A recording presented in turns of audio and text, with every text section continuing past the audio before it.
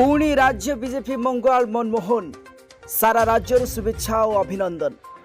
लगातार तृतीय बार सह मोट पर तृतीय थर राज्य बीजेपी सभापति भाव निर्द्वंद्व निर्वाचित होती बीजेपी वेटेरान लीडर मनमोहन सामल। गतकाली मनमोहन एकमात्र प्रार्थी रे बीजेपी सभापति भाव नामांकन से करथिबा बेले आज निर्द्वंद्व से राज्य बीजेपी मंगवाल भाव मुकुट पिंधि दीर्घ 40 वर्ष तले एबीवीपी रु छात्र राजनीति को आसीथिबा मनमोहन विधायक हेबा सह राज्य रे मंत्री भाव दायित्व तुलाई दुई थर दलर सभापति भाव श्रृंखला रे दलीय संगठन को परिचालना करिसेंती। सबठारु गुरुत्वपूर्ण कथा है गत साधारण निर्वाचन रे बीजेडी और बीजेपी मेंट चर्चार विराम लगाई नेतृत्व रे बीजेपी प्रथम थर एकक संख्या गरिष्ठता आनी शासन गादी को आसी ओडिशा रे इतिहास लिखिछि। जोथिपाई केंद्र नेतृत्व पुणी मनमोहन मुंडरे सुना कलश रखिथिबा साधारण चर्चा होछि। आगकू पौर निर्वाचन और पंचायत निर्वाचन रे मनमोहन एवं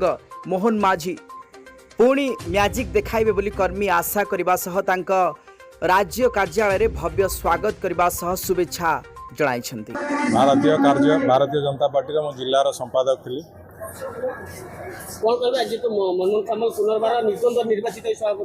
कटक जिला तरफ तथा नियाली निर्वाचन मंडली तरफ नवनिर्वाचित आमर सभापति मनमोहन भाई की आम हार्दिक अभिनंदन जनाऊँ, साधुवाद जनाऊँ, स्वागत जनाऊँ।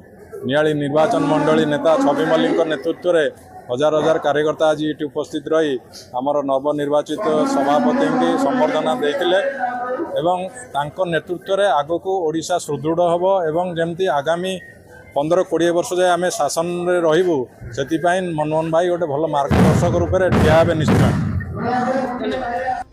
भुवनेश्वर निरोध महापात्र रिपोर्ट ओ न्यूज।